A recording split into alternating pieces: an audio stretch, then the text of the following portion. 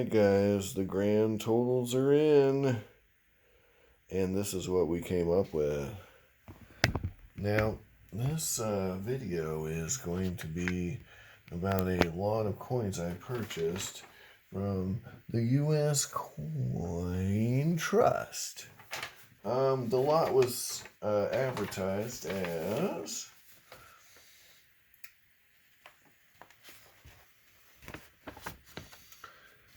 $16 per troy ounce coin weight, and I bought 88 ounces. And I came up with, after adding everything up, 64.406 troy ounces of silver. That's calculating for all the various purities, and a lot of what I got was hold stuff, or 80% Canadian junk. Some significant other things, quite a few Panama Balboas, not the Balboa, but the Decimo Balboa and the Medio Balboa, the halves and the 10-cent coins. Pretty big hunk of 50% Canadian silver. Quite a lot of that. A pretty decent amount of 10% Mexican, but 4 of those pesos. But the overwhelming majority was this stuff: Canadian quarters and dimes, 30s through 60s. There was a nice contingent of Swiss stuff, and a fair amount of stuff from the Netherlands. Some odds and ends.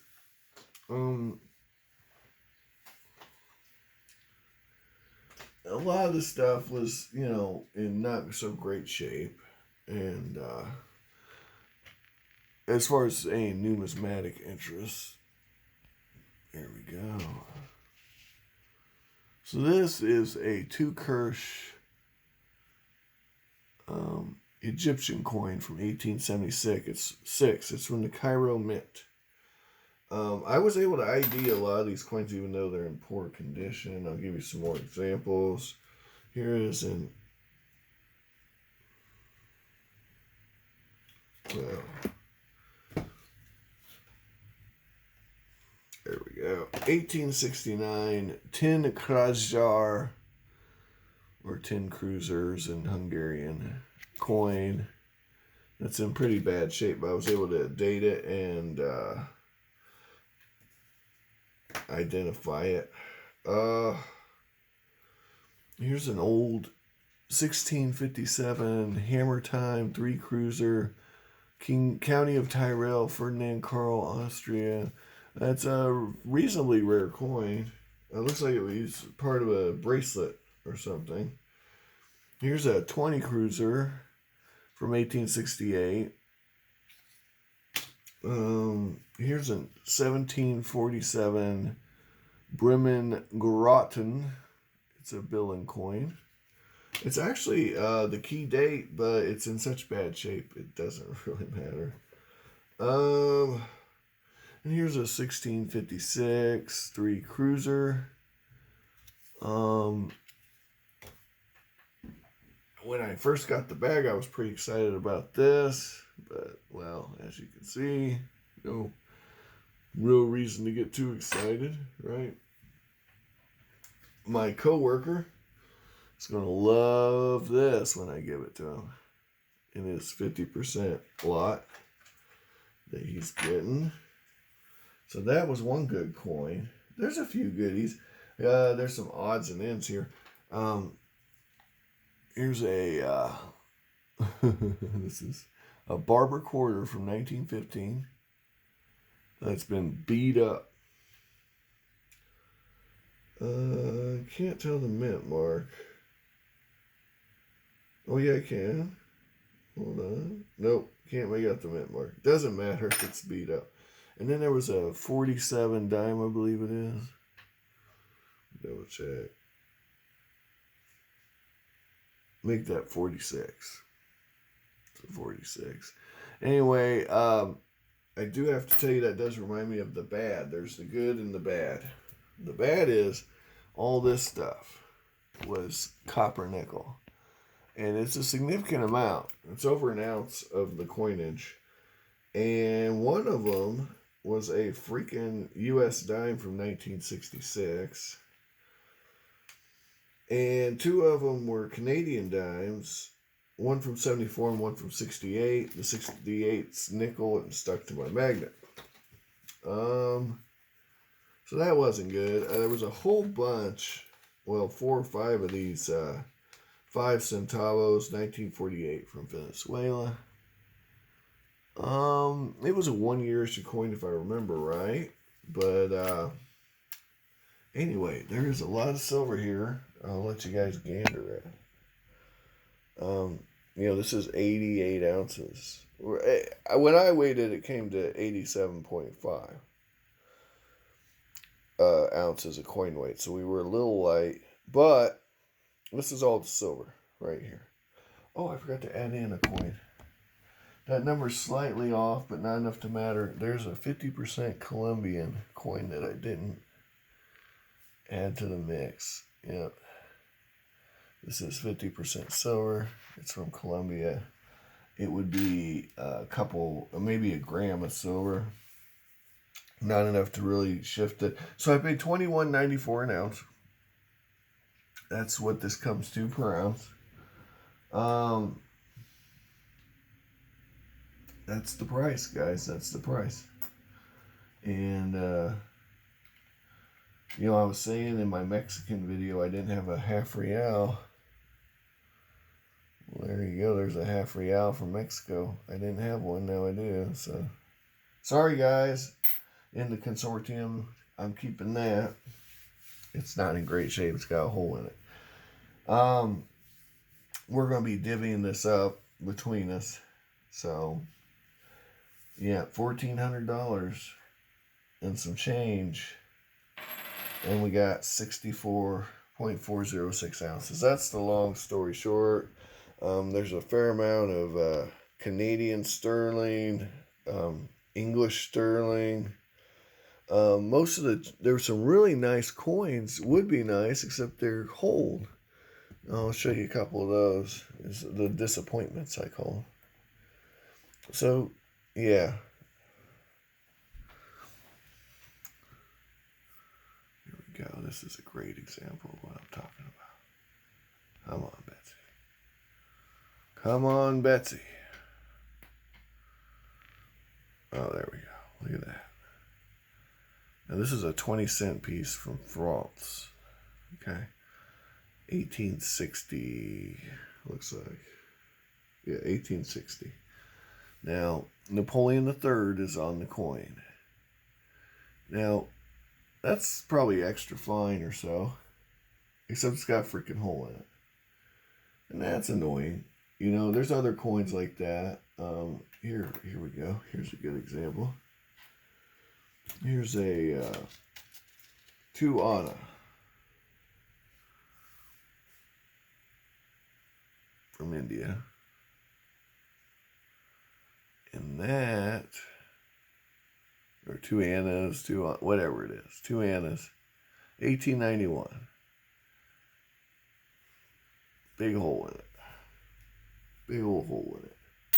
Here's a 10 Kopeck, 1905.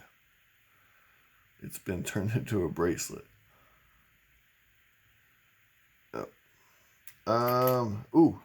Here's an 80% South African shilling, 80%, right?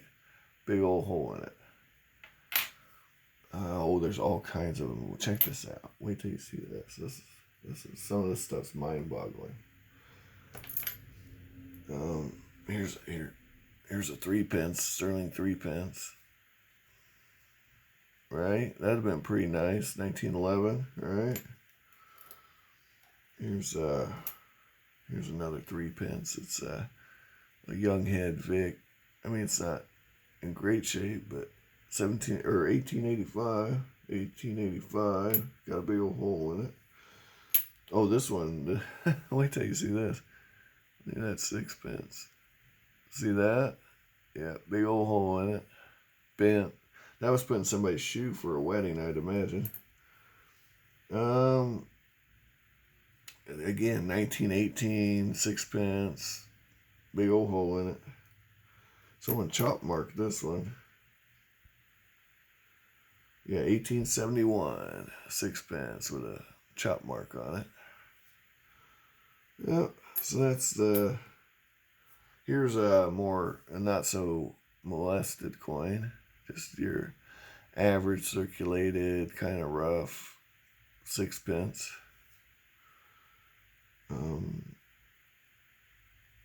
1904. Well, you can barely read that date.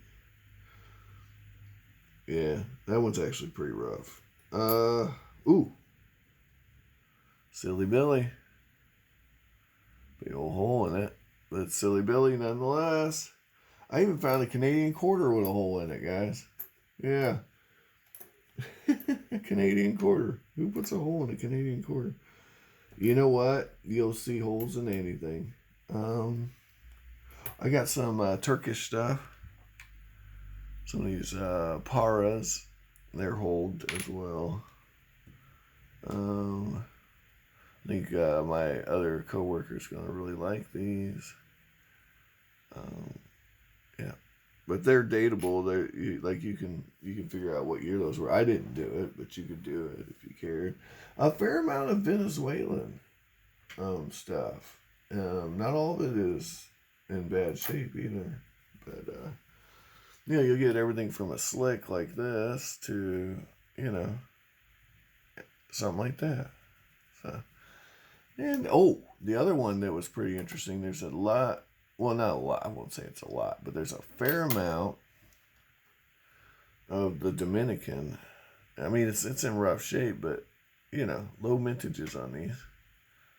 Yeah, fair amount of that stuff, and the 10-cent coins. And like I said, there's a bunch of these Balboas. So that kind of saved our Heinekens. Ooh, here's some Japanese stuff, 60% Japanese, 100 yen. I can't wait to get my first Meiji or whatever, Magi, I don't know how you say it, yen coin. It's still on my bucket list, from the 1880s through early 1900s.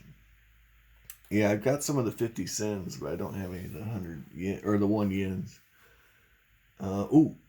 Here's a 1950, and this is actually the key date. It's not in great shape, though. But 1 real from Iran. And, 1950. And there were only 150,000 of these made. But the rim's bruised up is my problem with it. All the coins have problems. There's nothing that came through minty, fresh in this bag. But some have more problems than others. Alright, well, it's been a long day sorting this stuff. Guys, thanks for watching. I hope you find all of the collectibles of your dreams. What do you think of this Cuban stuff? While you're awake, like I said, mostly... Oh, here's that. I remember I was telling you we had some Netherlands 72%ers. Yeah, nice. Find all the collectibles of your dreams while you're awake. This is kind of an idea of what shillings look like in this lot. The sterling stuff, anyway. Yeah, it's not a pretty picture. Wouldn't want you to have to, look at that too much. But hey, silver, man. There was a beat up, key date Irish coin. I mean, it is beat up, but it's there. 1931. Oh, wait, 31 wasn't the key day. It was a semi-key, but there it is. 1931 shilling. Low mintage. Horrible coin, though. I mean, it is beat up. But you can read the date on it, so I'll grant that. Oh, man, there's some really beat up stuff. These half reals from the 1880s. Guatemala. Man, they've been holed and filled. Yeah. Yeah. Oh, here we go. This Nicaraguan stuff was really bad. Yeah. It was pretty bad. Pretty rough. That was 80% stuff, by the way, that Nicaraguan stuff. Oh. I've always wanted one of these just to have it because I like the design. It's gonna go on my ugliest coins ever list. The profile on that dude. Bless his little heart. Guys, I think we've hit the highs and lows. You know, I've always been a fan of these Swiss coins. You know, and there's a fair amount. Let me get you the exact amount. I got the exact amounts on every country by type. So let me see here. Swiss Miss, where are you at? All right, Swiss Miss, where are you? Swiss Miss. 146.73 grams of Swiss Miss. Silver. The silver weight on that, hold on, is 122.636. So that's the exact. I figured this stuff exact. So this isn't like when you're buying other junk and you're like, oh, I'm going to round it to 7.715. No, I actually took the coin, weighed the son of a gun. I know exactly how much silver I got to the gram. 64.406. It's 2003.24937 grams. Yep. Anyway, I've rambled on long enough. This is, like I said, this is me and divvying up. This wasn't just me. We put in, the consortium has struck again. And we got this, like I said, $21.94 per ounce. Got, like I said, some really cool numismatic pieces. I don't know if I really zoomed in on these. Old 1600 three cruiser coins. But I'm going to take you out on that. So these are hammer time right here. And I was able to ID them, no problem. This one's actually kind of rare. This one right here. Reasonably rare. This one's somewhat rare, but it's more common. This one is actually pretty rare. So, and like I said, this is the key date, but it's in horrible condition. And, yeah, these I just marked because when I give them out to the other consortium members, I wanted to know what they're getting. Yeah, I was able to ID them, but they may not be able to because there's some key indicators on the coin, which you have to have good eyes to see them.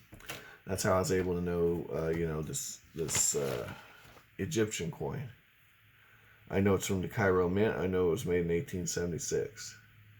It is not in great shape. But I will be putting that in a flip too, so that they'll know what they're getting if I decide to give it to them. I haven't divvied the coins up yet. Anyway, thanks again for watching. Have an amazing day. And yeah, it's not really going to matter how I divvy these up because I'm like I told them, I'm going to do everything even by silver weight, and I'm going to try to give everybody a little bit of everything. Just a little of this, a little of that. And if I see something numismatic, which I kind of already separated those, I'm just going to kind of divvy those up, and everybody will get a little something. But most of the stuff that would be numismatic has holes in it and is ruined. So I know that one of my friends likes these, so he's going to get that. And I know another one of my friends really likes some other stuff that we're going to give out. So it's all good. It's all going to the consortium, so it's all fun and games. Check me out. Like, share, subscribe, and there was only 1 50 cent. That's my only thing with this slot. 1 50 cent coin. It was all quarters and dimes on the Canadian front, and it was heavily Canadian. I would say about 1,500 of the 2,000 grams was Canadian, and of that, 1440 was 80%. Yeah. All right. Thanks for watching. Take care.